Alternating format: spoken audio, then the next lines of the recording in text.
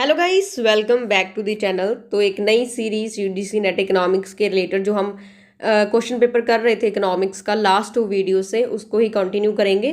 तो उससे पहले चैनल को सब्सक्राइब नहीं किया है, चैनल को सब्सक्राइब करें, बेल आइकन को दबाएं। Thank you. So let's start. Which of the following tax has a announcement effect?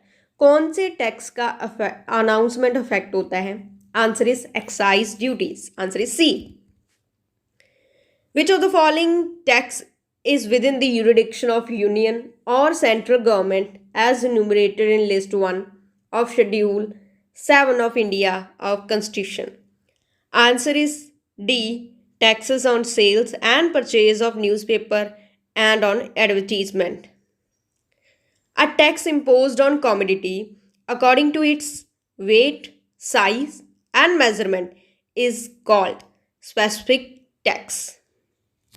Wait, size and measurements के अकॉर्डिंग जो टैक्स लगता है उसको कहते हैं specific tax. Which of the following is Musgrave's view on incidence of taxation?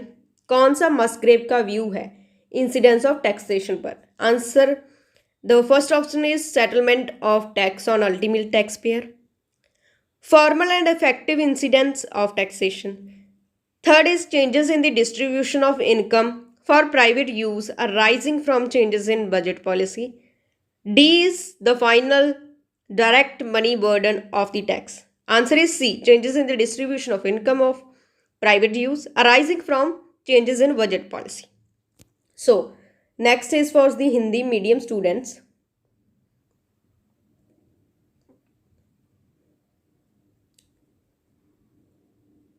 Now, the next question is, given the arithmetic mean 45, mode 48, then the median is, answer is 46. If two events A and B are mutually inclusive, then probability of A or B is, इसका answer final answer की में नहीं था क्योंकि option इसका wrong था। Probability की क्या होएगी हमारी? P, probability of A plus probability of B, probability of A and B। सो जो हमारा लास्ट वाला ऑप्शन था जो हमने हाईलाइट किया वो इसमें रॉन्ग था, तो उसका क्या अल्टरनेटिव होना चाहिए? जो हमने लिखा है वो होना चाहिए था, तो आंसर फिर हो जाता है A. The analysis of variance is carried out by using F test. Variance का एनालिसिस किस टेस्ट से होता है? एफ टेस्ट से। Systematic sampling implies that first item is selected randomly and. Systematic sampling क्या कहती है कि पहला जो हम हमारा यूनिट लेते हैं वो रैंडम लेते हैं, देन बाकी कैसे डिसाइड करते हैं? Option A, the other items are selected by lottery method, the other items are selected by purposely, then every kth item is selected. D is the other items are selected at the will of the investigator. क्योंकि ये systematic means some system के according चलता है, तो kth item is selected. Answer is C. Next question is, given the following information, match the list 1 and list 2. Rejecting H not means null hypothesis if it is true.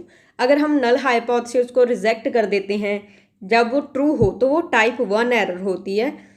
तो type 1 error किससे denote की जाती है? alpha error से। So answer इसका है third. Accepting the null hypothesis if it is false. अगर null hypothesis wrong है और उसको हम एक्सेप्ट कर लेते हैं तो टाइप 2 एरर होती है जो डिनोट की जाती है बीटा से, बीटा एरर कहा जाता है इसको। तो वी का हो गया हमारा first.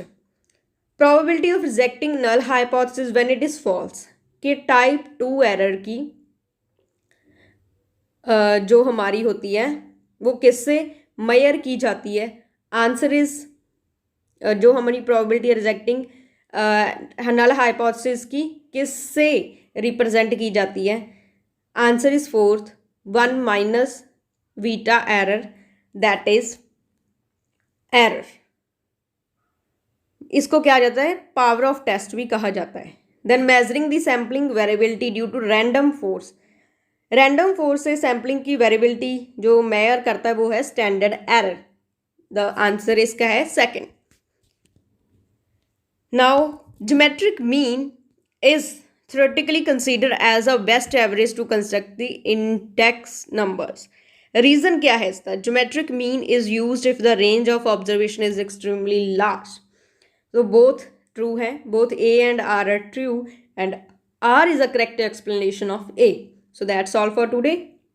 If you like the video, please subscribe to my YouTube channel and comment किया करें, share किया करें. Thanks.